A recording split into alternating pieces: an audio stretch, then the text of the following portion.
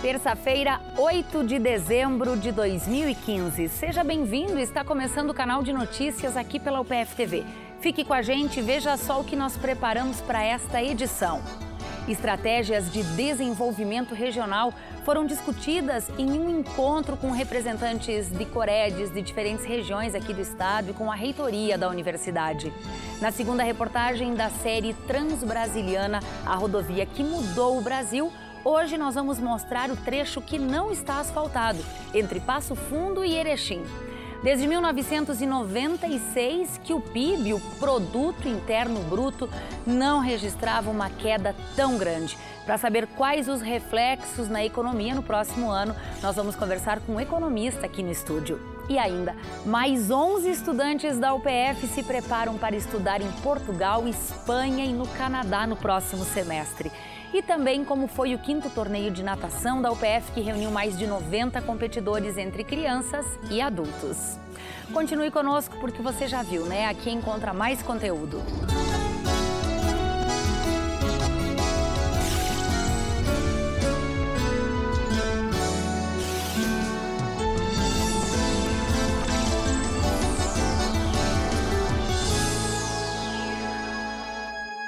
Coredes de diferentes regiões do estado estiveram aqui na UPF para discutir estratégias de desenvolvimento regional. O encontro foi entre a reitoria e diretoria-geral do Fórum dos Coredes.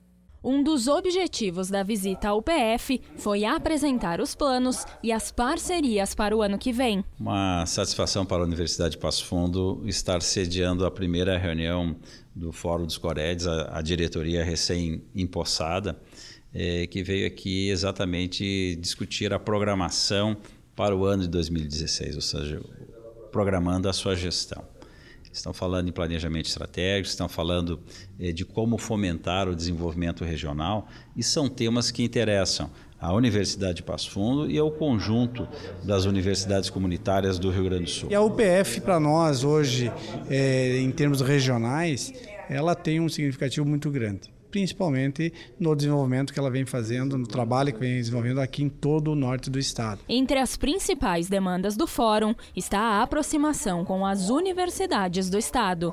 Nós temos que estar realmente bem em comunhão com as universidades, porque elas são que nos dão todo o suporte tecnológico, elas que nos dão todo esse aparato de projetos, principalmente estruturantes, projetos regionais. As universidades, ao longo da história, tiveram um papel importantíssimo no desenvolvimento. Se nós lembrarmos que os Coredes nasceram exatamente junto com as atividades das universidades, no foco do desenvolvimento regional, e tiveram o seu desenvolvimento, eu diria, dentro das universidades, então o papel é primordial que isso se intensifique cada vez mais daqui para frente. O próximo encontro, que deve reunir a diretoria do Fórum dos Coredes, ocorre em abril de 2016, em Porto Alegre. Os motoristas devem ficar atentos para o calendário do IPVA no ano que vem. A principal mudança do IPVA está em um calendário mais curto. Para concentrar o recolhimento do imposto nos primeiros 4 meses do ano, o pagamento vai ter como data limite o final do mês de abril e não mais em julho, como era até esse ano. O proprietário que optar pela quitação antecipada do imposto até o dia 4 de janeiro vai ter desconto de 3%. Além disso, os contribuintes também vão poder ter descontos do Bom Motorista e da Nota Fiscal Gaúcha. O desconto para os motoristas que não tiveram infrações passa agora de 5%, 10% e 15%, conforme o tempo sem infração. O PIB, Produto Interno Bruto, que soma todos os bens e serviços produzidos no país, fechou esse terceiro trimestre de 2015 com uma queda de 1,7% e é a sexta queda consecutiva. Dados do IBGE indicam que essa é a maior redução do PIB desde 1996. Para a gente entender o impacto disso no nosso bolso, na economia do país, nós convidamos o professor doutor em economia, Gilcemar Zilli, também economista. Professor, sempre muito bem-vindo ao UPF TV. Obrigada por aceitar o nosso convite. Um prazer. Professor, o que quer dizer isso? Temos aí a maior redução do PIB desde 1996, é pela 6ª vez consecutiva. Que reflexos isso ocasiona na nossa economia? O que a gente consegue perceber é que automaticamente nós temos menos produtos sendo produzidos, menos serviços sendo prestados e automaticamente os efeitos começam a aparecer, por exemplo, na renda das pessoas, a renda delas diminui, o desemprego acaba se elevando, né? E isso faz com que aquelas pessoas que mesmo estando empregadas, elas começam a ter um certo cuidado com relação à sua renda, poupando, consumindo de forma um pouco mais consciente, exatamente porque os números nos indicam que no futuro, ou por alguns meses, ou até mesmo alguns anos, a situação econômica do país não vai estar tão boa. Então as pessoas acabam segurando um pouco o seu consumo por esses motivos. E o efeito, na verdade, acaba sendo pior ainda, porque se você consome cada vez menos, a produção reduz cada vez mais. Então vai colocando a economia cada vez mais num processo de recessão. Isso quer dizer que a indústria automobilística, por exemplo, está produzindo menos. Poderíamos dar outros exemplos também, professor? Perfeito. A partir do momento que as pessoas deixam de consumir, por exemplo, deixam de comprar um carro porque elas não sabem, porque o dinheiro está muito caro, a taxa de juros está muito elevada, automaticamente o dinheiro nos bancos está muito caro. Então elas deixam de consumir. Além disso, as pessoas não sabem o que vai acontecer no dia de amanhã, então elas começam a segurar um pouco mais esse dinheiro. Isso faz com que a demanda por carros, por exemplo, diminua. E se a demanda diminui, não há necessidade das montadoras produzirem tantos carros. E isso impacta diretamente em tudo que é produzido na economia brasileira. A grosso modo, quantos anos o Brasil andou para trás a partir dessa crise econômica de 2015? Considerando que 2013 nós tivemos um volume aí de produção praticamente igual a zero, né? 2015 nós vamos ter uma recessão, uma queda no produto em torno de 3,5%. Com previsões já de 2016, uma queda de 2%, significa que em 2016, a tendência é que nós tenhamos o valor que foi produzido em 2013. Quer dizer, nós voltamos aí 3, 4 anos no tempo com relação a tudo que foi produzido na economia. Qual é a orientação para as famílias, a lição de casa, professor? Qual fica para esse final de ano? Essa questão toda, né, essa situação toda, ela gera alguns pontos negativos, mais inclusive negativos, e alguns positivos. Os positivos é que é nesse momento de crise que as pessoas começam a reajustar o seu consumo no sentido de consumir de forma mais consciente, comprar produtos pela sua necessidade e não consumo sem controle. As pessoas começam a pensar mais no sentido de pegar dinheiro emprestado. Então esses são os pontos positivos. Até mesmo os empresários, né, encontram alternativas mais inovadoras para vencer a crise, e isso são bons argumentos, né? Associado a isso, nós temos que a população cada vez mais precisa procurar pesquisar os preços, evitar o consumo de produtos desnecessários, pelo menos nesses momentos que nós estamos passando, que a gente realmente não sabe o que vai acontecer, para que possamos nos preparar para para alguns anos, 1 ou 2 anos a mais aí de situação ruim para o consumidor. E aí, a partir de 2017, a tendência é que nós tenhamos resultados já positivos e nós possamos sair dessa situação econômica de forma muito mais tranquila. Professor Juscemara, rapidamente, a gente viu que o calendário do IPVA está mais curto e há previsão de aumentos do combustível, do gás, por exemplo?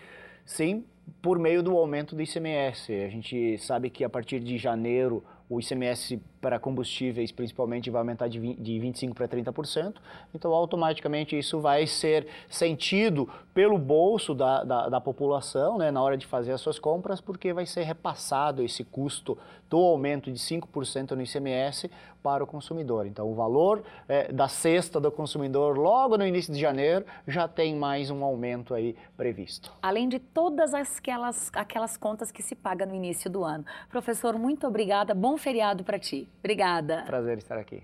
A história da BR-153, a Transbrasiliana, se confunde com a história da formação de Brasília nos anos 50. É a chamada febre de asfalto que tomou conta do Brasil, menos em um trecho de quase 70 quilômetros de solo gaúcho, que ainda espera por pavimentação asfáltica.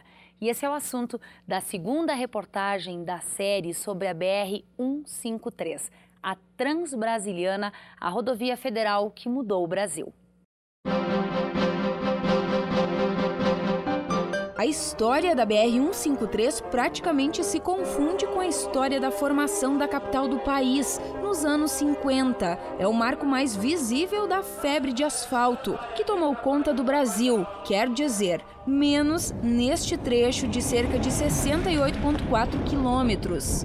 Esta obra viabilizaria o escoamento da safra, o fluxo de veículos de pequeno, médio e grande porte e faria ligação de 7 municípios do norte do estado com os polos de desenvolvimento regional, Passo Fundo e Erechim. Mas os quase 70 quilômetros de chão batido ainda esperam por pavimentação. A Transbrasiliana ela chega em Passo Fundo no final dos anos 60. Ela chega em Passo Fundo no final dos anos 60, ou seja, depois de praticamente 10 anos que ela começou no centro do país. A RS 135, que começa em Erechim e chega em Passo Fundo, ela chega em Passo Fundo em 72, ou seja, significa que ela deve ter começado em Erechim um ano, no máximo 2 anos antes.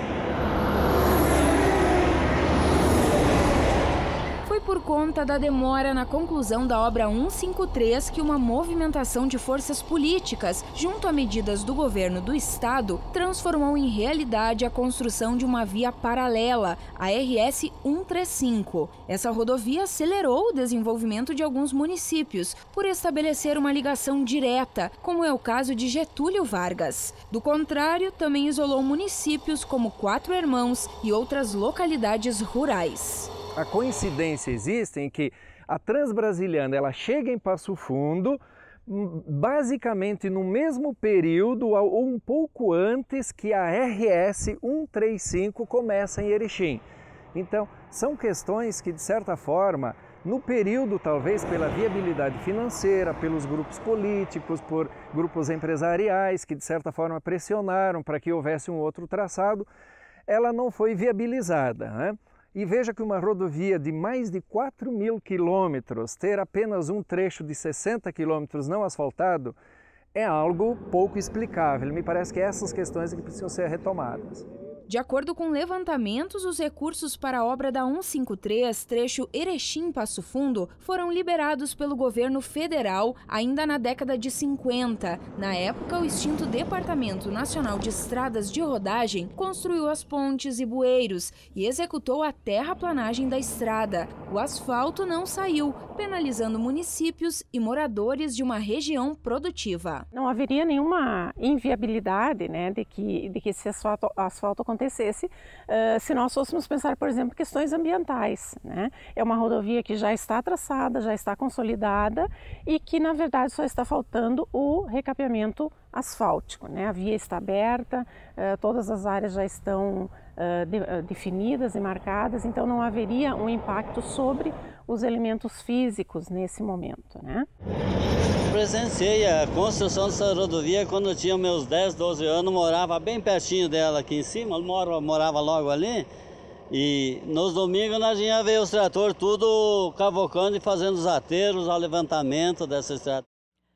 E amanhã nós vamos apresentar os impactos da falta de asfalto da Transbrasiliana nos municípios de Coxilha, Sertão e Getúlio Vargas.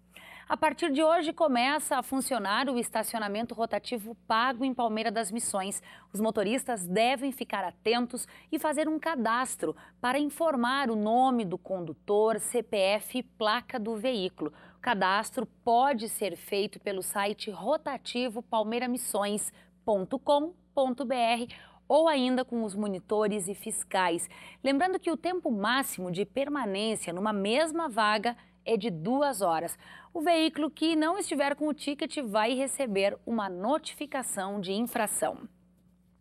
E amanhã à noite, em Palmeira das Missões, a cidade recebe o Papai Noel na Praça Central. Na programação vai ter um alto de Natal apresentado por alunos da Escola Municipal Inácio Montanha. A comunidade vai poder prestigiar o espetáculo Os Trovadores de Natal, que faz parte da programação oficial do Natal Luz de Gramado. Tem ainda a Casa do Papai Noel e o presépio para visitação. A programação começa às 8 horas da noite. Depois do intervalo, estudantes da UPF se preparam para estudar em Portugal, Espanha e no Canadá no próximo semestre. E ainda a gente mostra como foi o 5º torneio de natação da UPF, que reuniu mais de 90 competidores. Nós já voltamos.